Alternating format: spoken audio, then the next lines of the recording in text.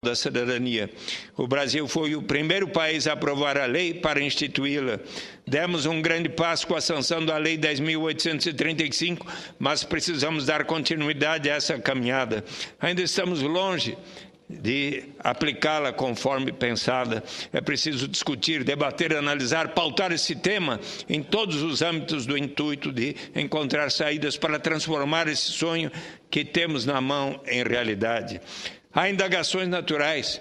Até a presidente Dilma, a juíza Luiz Linda, o Pelé, a Xuxa e o Antônio Hermílio de Moraes e o senador Ricardo Ferraço, todos vão receber a renda básica de cidadania? Sim, todas as pessoas, até os estrangeiros residentes no Brasil há 5 anos ou mais. Obviamente, os que têm mais também contribuiriam para que nós mesmos e todos os demais venhamos a receber uma renda capaz de não só trazer dignidade para milhões de pessoas, como desenvolver um sentimento coletivo de solidariedade social. Lembramos que não é o individualismo que define a natureza humana, mas a ação transformadora que se dá pela própria atividade humana e sociabilidade. A renda básica de cidadania, portanto, reforça o nosso eu social, o nosso compromisso com a coletividade. Há vantagens nisso.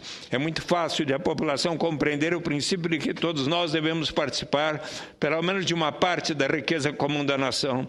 Eliminaremos qualquer burocracia em se ter que saber quanto cada pessoa ganha no mercado formal ou informal. Acabaremos com qualquer estigma ou sentimento de vergonha de a pessoa precisar dizer que não recebe o suficiente para ter que receber o benefício.